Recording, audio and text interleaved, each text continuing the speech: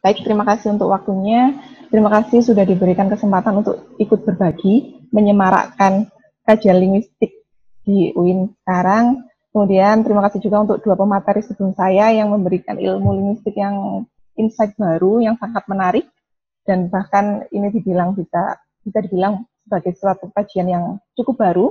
Kalau tadi kita sudah maju ke depan, maka untuk semantik kognitif ini sepertinya lebih mundur dari dua pembicara saya sebelumnya.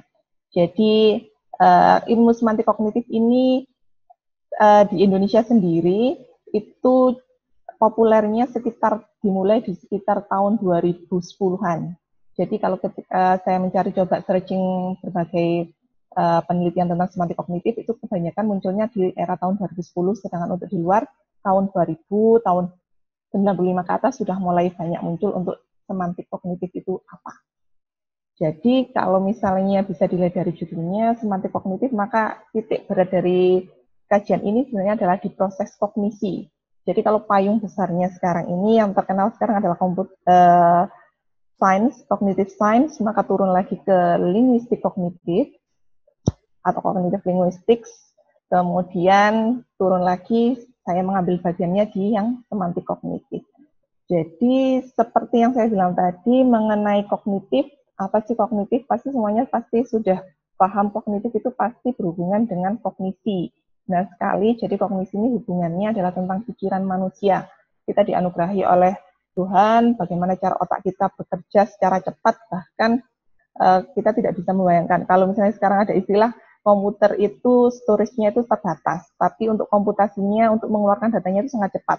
Sedangkan otak manusia itu storage-nya itu sangat tidak terbatas, luas sekali, cuma permasalahannya terkadang adalah di titik komputasinya, sistem komputasinya ketika kita harus mengeluarkan ide-ide yang sudah pernah kita dengar atau yang sudah pernah kita ketahui, pengalaman kita itu agak susah. Nah, kemudian kognitif linguistik sendiri itu merupakan jawaban dari ketidakpuasan beberapa ahli linguis tentang teori-teori linguistik yang sudah ada. Misalnya teori-teori yang dikemukakan oleh Chomsky tentang generatifnya. Jadi bahkan ekstremis di bidang ini bilang kalau kognitif linguistik itu cenderung anti Chomsky. Karena memang benar-benar berdiri di sisi lain dari teori-teori dari Chomsky yang lebih menekankan pada linguistik performance-nya, bukan linguistik competence-nya. Kemudian lebih masuk lagi ke dalam kognitif linguistik ini ada banyak. Jadi ada banyak teori-teori, ada banyak pendekatan yang ada di bidang kognitif linguistik. Salah satunya kognitif grammar yang tadi pembicara pertama kita yang tadi sudah sempat dibahas mengenai kognitif grammar, itu nanti hubungannya bisa pakai korpus data, itu akan menjadi penelitian yang sangat menarik. Kemudian untuk saya kali ini lebih fokus ke yang kognitif semantik. Maaf. Nah, kognitif semantik. Jadi di bagian lain di kognitif linguistik yang namanya kognitif semantik. Semantik adalah ilmu tentang makna. Kalau Bapak Ibu pernah belajar mengenai sejarah linguistik, semantik ini sempat dipinggirkan oleh ahli-ahli linguistik. Jadi dianggap sebagai satu bidang kajian yang tidak begitu penting. Dulu di era tahun 70-an, Bloomfield pun bilang kalau semantik itu sebenarnya bukan kajian linguistik, tapi lebih cocok ke kajian psikologi malah. Chomsky pun juga berpendapat seperti itu. Kalau semantik ini tidak terlalu penting untuk kajian linguistik. Nah, kemudian kalau kita sendiri ketika sebagai penutur yang menghasilkan produk bahasa, maka kita akan berpikir kan ketika kita berbicara dengan orang lain dengan berbagai macam utterance-nya, maka kan kita merasa bahwa maknanya itu juga pasti penting. Karena itu akhirnya setelah tahun 70-an penelitian tentang semantik mulai banyak digemari, cabang-cabang tentang semantik, entah itu semantik leksikal, gramatikal, atau semantik kognitif, itu sekarang sudah jauh lebih berkembang. Jadi yang pertama adalah apa sih semantik kognitif? Kata kuncinya juga tetap di bidang kognitif, kemudian semantik itu tentang makna, otomatis semantik kognitif itu menyelidiki hubungan antara pengalaman, sistem konseptual, struktur semantik yang diwujudkan oleh bahasa. Kita sebagai manusia, kita mulai lahir sampai sekarang kita sudah mengalami banyak sekali pengalaman, kemudian input data pengetahuan, jadi sudah sering kita melihat berbagai macam fenomena di sekitar kita. Realitanya banyak, tetapi sadar atau tidak sadar, bahasa untuk mengungkapkan realita yang ada di sekitar kita itu tidak sebanyak realitanya. Jadi karena itu semantik kognitif berusaha menjembatani bagaimana cara manusia itu untuk melihat proses kognisinya ketika dia menyerap pengetahuan, kemudian mengkonseptualisasikan fenomena yang ada di sekitarnya, kemudian dia menghasilkan suatu bentuk produk bahasanya untuk menjelaskan fenomena atau pengalaman pribadinya itu yang menjadi core penelitian dari semantik kognitif. Jadi mempelajari bagaimana proses kognisi itu berpengaruh ketika menghasilkan makna-makna dalam suatu bahasa. Dalam semantik kognitif sendiri itu banyak sebenarnya untuk pisau bedahnya. Jadi bisa melalui skema image, prototipe, atau bisa juga kategorisasi, ada banyak sekali. Kebetulan di saya ini saya fokusnya ke metafora. Kenapa saya ambil metafora? Karena secara langsung dan tidak langsung, sadar atau tidak sadar, setiap kita berkomunikasi atau ketika kita membaca sesuatu, itu sebenarnya kita sangat kita dikelilingi oleh begitu banyak fenomena yang namanya metafora, metafora berbahasa. Jadi kalau Lakoff dan Johnson bilang ini adalah essence metafor itu adalah bagaimana cara kita memahami suatu hal atau suatu istilah atau mungkin sesuatu konsep yang abstrak terus kemudian kita petakan menjadi yang lain. Jadi ketika kita berbicara dengan orang lain itu juga ikut paham sebenarnya apa yang kita maksud. Itulah Lakoff dan Johnson ini cukup menarik. Jadi setelah penelitian dari beliau, setelah mengeluarkan bukunya yang cukup fenomenal, bukunya itu Metaphor We Live By, itu banyak orang, oh iya ya ternyata kajian metafora ini juga cukup menarik. Ternyata memang kita selalu dikelilingi oleh fenomena bahwa kita itu sering menggunakan kata-kata metafora. Sadar atau tidak sadar, misalnya ketika saya bilang, oh pembicara kali ini sangat menyenangkan, misalnya Mbak Jasil itu ketika membicarakan pendekatan linguistik forensiknya sangat tajam untuk membacanya. Padahal kan tajam itu sering kita pakai untuk senjata, ya kan? Tapi kita pakai untuk menerangkan isi dari teksnya atau isi dari kajian linguistik forensik yang disajikan oleh Mbak Jasil itu sangat tajam. Tapi orang yang kita ajak bicara juga paham, oh maksudnya tajam itu benar-benar detail. Nah, jadi proses mapping antara kata tajam menjadi sesuatu yang detail, yang antara pembicara dan yang mendengarkan itu paham, itu yang menjadi fokus kajian dengan pendekatan metafora di bidang semantik kognitif. Metafora konseptual, jadi berdasarkan dengan apa yang sudah kita tahu, apa yang sudah kita pahami, pengalaman kita, cara berpikir kita, akhirnya kita memproduksi kata tersebut. Misalnya saya tadi bilang, detail dari isi presentasinya Mbak Jasil itu benar-benar tajam. Saya memilih kata tajam karena saya merasa tajam itu cukup mewakili konsep abstrak di pikiran saya bahwa isi kajiannya benar-benar sangat menarik, sangat detail, dan bisa membuat kita menjadi terbuka untuk ikut meneliti, misalnya seperti itu. Kemudian selalu ada hubungan antara pemetaan, antara konsep yang ingin kita sampaikan, kemudian kita meminjam istilah yang lain, karena terkadang kita tidak bisa mengekspresikan sesuatu yang abstrak. Misalnya kalau kita bertemu dengan orang, kamu tadi bertemu sama Mbak itu ya? Oh iya, gimana orangnya? Orangnya manis, gitu kan? Apa benar orangnya manis? Kalau misalnya kita dekati, tidak mungkin dong kita menyentuh, karena manis kan asosiasinya ke rasa. Jadi tidak mungkin seperti itu. Tapi ketika orang yang kita ajak bicara, iya orangnya manis. Orang yang kita ajak bicara itu dalam proses kognisinya juga sudah mulai melakukan proses. Oh manis itu asosiasinya seperti ini. Oh berarti orangnya seperti ini. Sudah muncul kategorisasi orang manis itu contohnya seperti ini, seperti ini. Jadi seperti itu. Contohnya lagi, kalau misalnya ini yang salah satu contoh yang paling sering dipakai ketika kita melakukan kajian semantik kognitif dengan pendekatan metafora konseptual adalah kata-kata argumen. Jadi bisa dibaca di sini ada beberapa kalimat yang menyatakan bahwa argumen itu ada ketika kita ingin mengucapkan kata argumen, kita memetakan argumen ini dengan sesuatu yang lain. Misalnya, the attack every weak point in my argument, di situ ada kata attack, kemudian ada kata indefensible, ada a lot of flag, ada surrender. Jadi ada kata-kata seperti ini, padahal ini adalah argumen. Kenapa argumen kok dibilang menyerang? Kenapa kok tidak bisa dipertahankan? Kenapa banyak amunisi atau menyerah? Dalam artian kata surrender. Jadi kalau kita mulai berpikir, mulai melakukan proses konseptualisasi, oh ternyata argumen ini kita petakan secara otomatis ketika kita menuturkan kata-kata tersebut tadi, bahwa argumen ini adalah perang. Jadi attacking itu adalah maksudnya saya menyampaikan pendapat saya ke orang lain. Jadi saya menyatakan, bukan saya tidak setuju pendapat seperti itu, jadi ini pendapat saya, ini saya di mappingkan attacking. Kemudian defending, saya ingin mempertahankan pendapat saya. Jadi dipetakan seperti surrendering, maksudnya adalah kita itu menyerah, tidak sudahlah cukup, berarti pendapat saya memang tidak diterima, ya sudah saya menyerah. Jadi ketika orang memetakan ini, kalau kita merasa kalau di kehidupan sehari-hari, oh ini terjadi secara otomatis, padahal ketika diteliti lagi secara semantik kognitif, ini ada prosesnya, proses kognisinya. Orang misalnya yang tidak pernah tahu perang, apa itu perang, mungkin akan kesulitan untuk mengerti bahwa argumen ini pengertiannya adalah perang. Jadi itu karena memang benar-benar terpengaruh oleh input data kita, misalnya pengetahuan kita, persepsi kita tentang dunia, pengalaman-pengalaman, sehingga kita bisa mampu menciptakan target domainnya.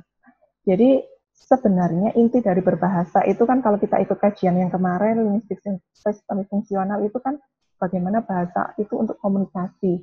Jadi manusia itu cenderung kalau berkomunikasi itu mengambil cara yang lebih sederhana. Jadi metafora biasanya adalah cara paling sederhana kita untuk mengungkapkan konsep-konsep abstrak yang ada di pikiran kita. Jadi misalnya sekarang ini ada pandemi virus corona. Kalau Bapak Ibu coba cek di berita pemberitaan atau di headline-headline berita, maka virus corona ini cukup menarik untuk dimetaforakan. Jadi bisa dilihat di situ ada berperang melawan corona. Karena corona sendiri sebenarnya kan penyakit. Jadi apakah berperang ini, kalau berperang kan berarti ada musuhnya, ada senjatanya, ada, kita membayangkan medannya itu medan perang, atau ini juga COVID-19 adalah musuh bersama dunia. Kemudian pemerintah punya amunisi baru untuk melawan corona. Bagaimana virus corona menyerang tubuh. Di sini terlihat, tadi ketika saya berangkat ke kampus, kemudian di daerah Rampal di sini, di dekat di sini, ada baliho sangat besar, di situ ada tulisan, kalau ingin jadi pahlawan, maka cukup di rumah saja.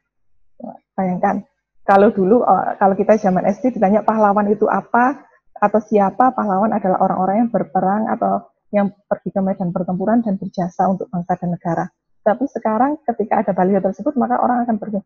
Bahkan sekarang, kalau misalnya sekarang kalau anak Twitter bilang kaum rebahan, jadi kaum rebahan itu adalah pahlawan untuk di zaman pandemi corona sekarang, karena dia berdiam diri di rumah, tidak keluar.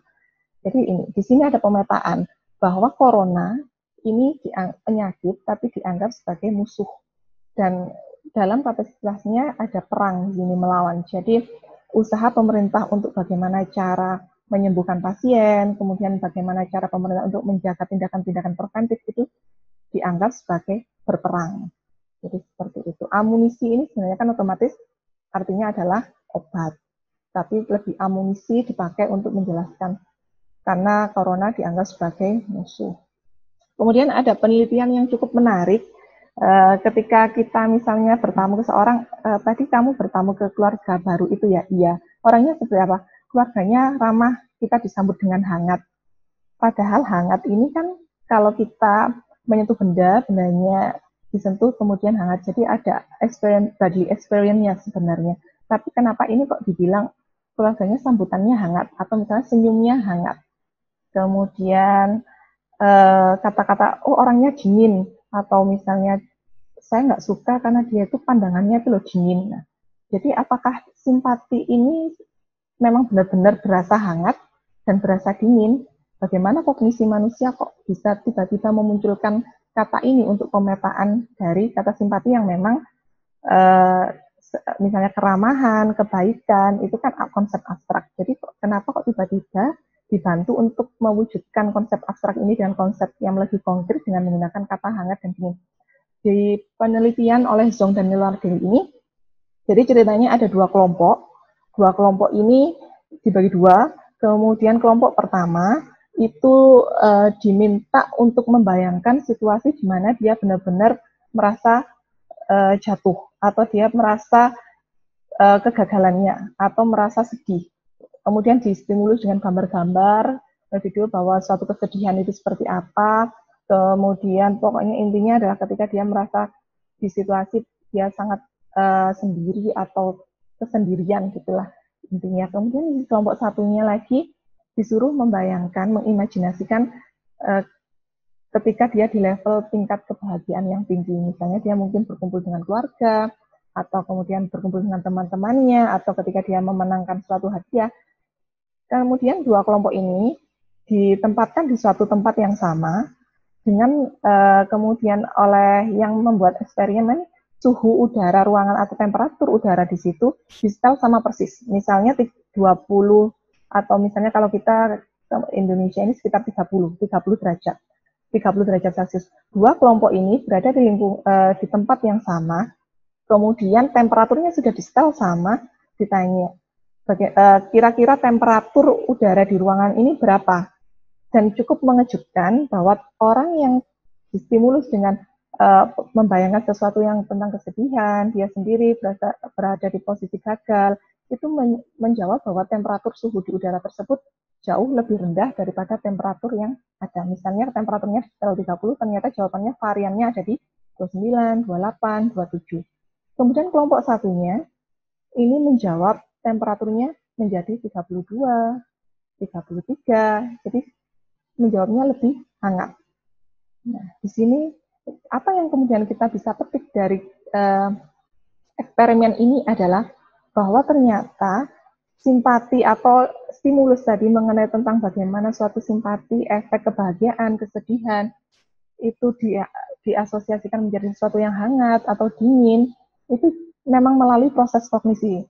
Tidak melalui, jadi kalau misalnya ada yang bilang, oh mungkin kalau dia bilang ramah itu hangat atau kesendirian itu dingin, mungkin karena dia sudah sering baca-baca tulisan tersebut. Ternyata dari penelitian ini, eksperimen ini membuktikan tidak ada teks, dia hanya justru membayangkan imajinasi kejadiannya, proses kognisinya bekerja, ternyata dia bisa merasakan bahwa memang untuk kebahagiaan, keramah tamahan, atau posisi yang menyenangkan bersama dengan orang-orang itu memang terasa hangat. Kemudian orang-orang yang sedih, merasa gagal, itu memang terasa dingin. Jadi di sini ada yang menarik bahwa ternyata metafora konseptual ini tidak hanya berjalan satu arah. Biasanya kan kita mappingnya mesti tanda panahnya dari source domain ke target domain. Ternyata dari eksperimen ini target domain bisa mengaktifasi source domainnya. Jadi target domain hangat itu bisa mengaktifasi bahwa ini adalah sesuatu yang menyenangkan, jadi seperti itu untuk kajian metafora konseptual. Selanjutnya, metafora konseptual yang paling banyak di riset-riset yang ada di Indonesia biasanya lebih cenderung ke peribahasa. Jadi kajian-kajian yang dipakai biasanya objeknya, datanya yang dipakai adalah peribahasa. Kenapa kok kita pakai peribahasa? Karena peribahasa adalah bahasa semacam warisan dari generasi-generasi sebelum kita yang mewariskan nilai-nilai sosial, kemudian value-value tentang bagaimana kita memandang kehidupan. Jadi dulu generasi-generasi kita sebelum kita pasti sudah melalui proses kognisi, dia sudah mengkonseptualisasikan, oh kalau misalnya orang ini jahat, maka dia seperti ini, kalau orang baik akan menjadi seperti ini. Kemudian nilai-nilai tersebut diwariskan. Di Dananjaya di dalam bukunya juga bilang bahwa peribahasanya ada konsepnya, ada 3 yang paling dasar. Bahasanya itu bukan bahasa literal, jadi bahasanya bahasa kiasan, kemudian mengandung nilai-nilai sosial atau nilai-nilai yang diwariskan, nilai-nilai kebajikan, kebaikan. Kemudian untuk struktur bahasanya sendiri hampir tidak mengalami perubahan, karena itu bisa menjadi sumber data yang cukup menarik jika kita mencoba menganalisis semantik kognitif dengan data peribahasa. Seperti yang saya bilang tadi, saya mencoba untuk meneliti peribahasa ini dengan menggunakan metafora konseptual sebagai pisaunya. Kemudian, kalau ada yang pernah mendengar teori Big Chain Metaphor of Being, jadi Lakoff dan Turner juga memberikan statement tentang teori ini di dalam bukunya bahwa ada tingkatan manusia, tingkatan kehidupan atau orang manusia, dewa, atau misalnya tumbuhan, itu sudah ada sistem hierarkisnya. Jadi terkadang kalau misalnya kita meneliti peribahasa kan di situ perumpamaan manusia itu biasanya dipakai misalnya pemakai hewan atau memakai tumbuhan. Jadi memang ada proses hierarkisnya. Dan ini dijelaskan di Eugen Metaphor Theory. Jadi yang paling tinggi otomatis Tuhan. Jadi fiturnya lebih banyak. Kemudian semakin turun ke manusia, kemudian ke hewan, kemudian ke tumbuhan. Jadi biasanya yang dipakai metafora atau dipakai untuk pemetaan adalah yang hierarki di bawahnya untuk memetakan hierarki yang di atasnya. Di dalam bukunya juga Lakoff dan Turner ini yang biasanya dipakai untuk sebagai contoh peribahasanya blind brings the ditch, maka orang-orang akan langsung teraktivasi. Ini apa sih maksudnya? Kalau di bahasa kita, di peribahasa Indonesia, kita pasti sudah mengenal buruk rupa cermin dibelah. Dan orang semua pasti bisa paham, oh maksudnya orang yang tidak memiliki kapasitas, orang yang tidak berkemampuan, dia cenderung menyalahkan orang lain. Padahal sebenarnya dia sendiri yang bermasalah, tapi dia cenderung menyalahkan orang lain. Ini cukup menarik. Isi value-nya sama, tetapi dalam pemetaannya yang dipakai berbeda. Kalau di Lakoff dan Turner di peribahasa Inggris ini memakai orang yang mohon maaf tunanetra, kemudian kalau di Indonesia ternyata memakai buruk rupa cermin dibelah. Jadi konsep intinya sama, cuma yang dipakai untuk mappingnya yang berbeda. Kemudian yang saya singgung tadi tentang hierarkis di Christian Metaphor of Being oleh Lakoff dan Turner, di situ mereka juga bilang di bukunya sudah ada konsep-konsep knowledge dari masyarakat bahwa oh babi itu kotor, kemudian kacau dan tidak sopan, singa itu adalah pemberani, kemudian rubah itu cerdas atau licik biasanya, dan anjing itu biasanya diibaratkan yang loyal, dependable, dependent, dan sebagainya. Kemudian yang menjadi hal yang menarik kemudian apakah ini memang berlaku sama di peribahasa yang lain? Apakah proses kognisinya juga sama? Apakah menganggap misalnya lions itu benar-benar kalau manusia diibaratkan sebagai singa adalah manusia yang benar-benar pemberani. Kalau misalnya Bapak Ibu sekalian pernah melihat di film-film barat, biasanya raja-raja mereka itu diibaratkannya selalu memakai kata singa, lions. Lambang-lambangnya juga lions karena memang di prinsip konseptualisasi mereka, cara berpikir mereka memang singa ini ibaratnya memang pemberani. Tapi kalau kita pindah ke negara Tiongkok, maka akan mengalami perubahan. Biasanya raja-rajanya ketika pemberani dan sangat istimewa akan dilambangkan sebagai naga. Jadi lambangnya pun menjadi naga. Jadi ada perbedaan konsepsi di sini. Intinya value-nya sama, ternyata ketika mapping-nya ada perbedaan. Kemudian yang menjadi pertanyaan, apa sih yang membedakan? Kembali lagi kalau kita ke semantik kognitif, berarti proses kognisinya jalannya sama, value yang ingin diberikan sama, tetapi pengalamannya yang berbeda. Jadi pengalaman orang-orang di barat, misalnya dia melihat singa, lebih sering melihat singa seperti apa. Kemudian kalau di Cina, naga adalah hewan mitos, dan banyak diceritakan bahwa naga itu seperti apa, jadinya menarik. Kalau kembali lagi ditarik, kalau di negara barat bicara naga, maka yang muncul referensinya adalah naga itu selalu menjadi hewan yang serakah. Jadi akan terjadi perbedaan konsep. Kalau melihat film, misalnya naga pasti akan digambarkan serakah dan biasanya menjadi tokoh yang antagonis. Ada banyak penelitian peribahasa tentang hewan yang digunakan sebagai mapping untuk memetakan sifat-sifat manusia. Jadi salah satunya penelitian dari Imran Abdullah pada tahun 2011, beliau meneliti tentang peribahasa anjing dalam peribahasa Melayu. Kalau tadi dibilang peribahasa di luar negeri, di negara barat, mengibaratkan anjing itu biasanya sebagai tokoh yang loyal atau yang baik, maka dalam temuannya di peribahasa Melayu, anjing ini lebih ke arah orang-orang yang jahat. Jadi lebih banyak ke yang negatif. Contohnya bisa dilihat di sini. Anjing makan nasi takkan kenyang. Misalnya melepaskan anjing tersapit sudah lepas dia menggigit. Jadi di sini anjing dipetakan ke source targetnya menjadi orang yang tidak tahu terima kasih. Dari jumlah data yang disajikan dalam penelitiannya, di hasil analisisnya, 74%, bahkan lebih dari separuh, lebih dari 50%, itu menyatakan bahwa anjing ini dipetakan menjadi negatif. Nilainya, sentimennya itu nilainya, value-nya negatif, dipetakan menjadi manusia yang hina, pengecut, atau tidak sabaran, pemarah, seperti itu. Dan ada beberapa yang netral, dan hanya satu yang positif. Kemudian ada lagi penelitian tentang peribahasa air. Jadi bagaimana konsep air ini di peribahasa Barat dan di peribahasa Melayu. Ternyata ada perbedaan dan ada persamaan. Perbedaannya adalah di bahasa Melayu misalnya di peribahasa ini air digincang tidak akan putus. Di sini dalam hasil pemetaannya air itu adalah hubungan kekerabatan atau persaudaraan. Digincang tidak akan putus. Jadi walaupun bertengkar, walaupun tidak cocok atau apa, ada konflik, dia akan tetap rukun kembali karena memang hubungan persaudaraan itu lebih erat.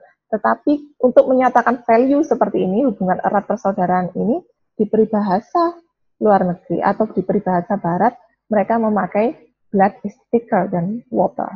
Jadi blood itu untuk persaudaraan, thicker lebih erat, waternya adalah hubungan dengan orang lain. Jadi ada perbedaan konsep. Jadi ketika di peribahasa Melayu air yang dipetakan menjadi persaudaraan, ternyata di peribahasa Inggris ini dipetakan sebagai hubungan atau relasi dengan orang lain. Kemudian di peribahasa api. Peribahasa api ini juga cukup menarik. Ada banyak peribahasa tentang api di bahasa Indonesia dan juga di bahasa Inggris. Apakah ada konsep yang sama dalam pemahaman atau dalam dengan cara pemetaan kata api ini sendiri? Contohnya untuk di bahasa Inggris, di situ adalah if you play with fire, you get burned. Di situ api dipetakan sebagai suatu tindakan yang beresiko. Kemudian get burned akibat.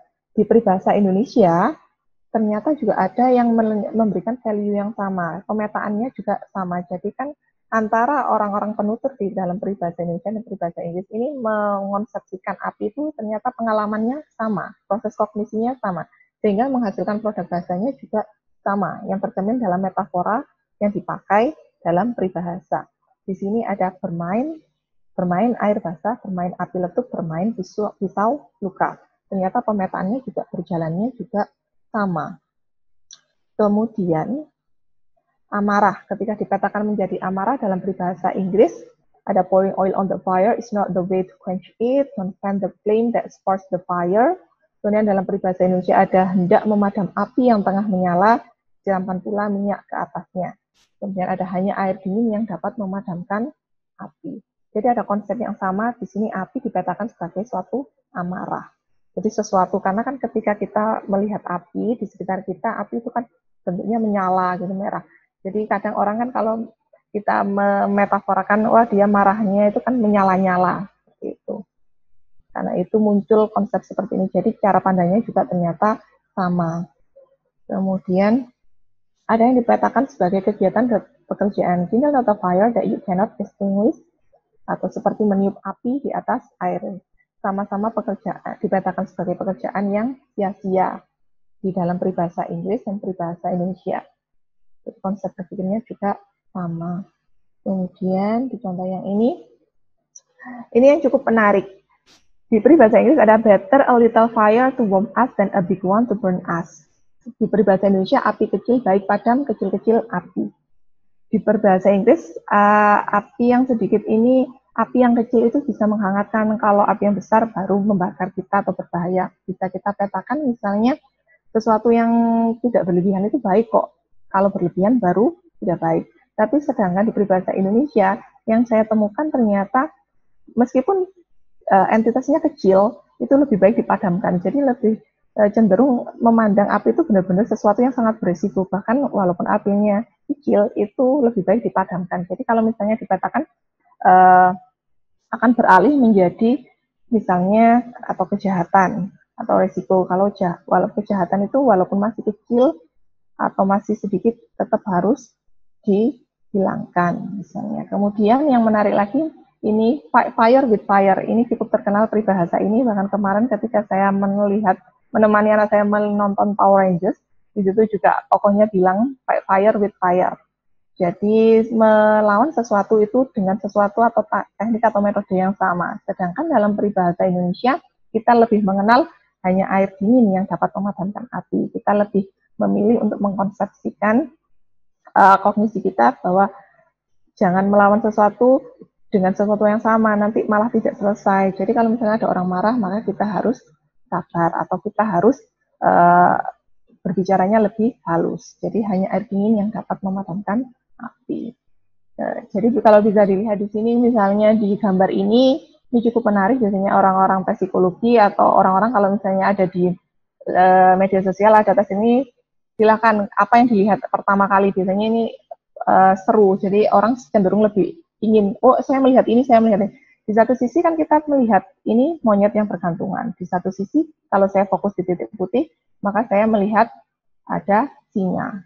Jadi memang selalu ada perbedaan cara pandang, padahal kan ini satu gambar yang sama. Ternyata ada perbedaan cara pandang karena mungkin pengalaman kita jadi lebih fokus ke yang warna hitam, atau pengalaman kita jadi kita lebih fokus ke titik yang putih. Padahal sebenarnya pengalamannya sama, cuma cara menyampaikannya yang berbeda. Itulah yang menjadi titik poin dari semantik kognitif, bahwa proses kognisinya pengalaman itu sangat berpengaruh untuk kita memproduksi suatu bahasa.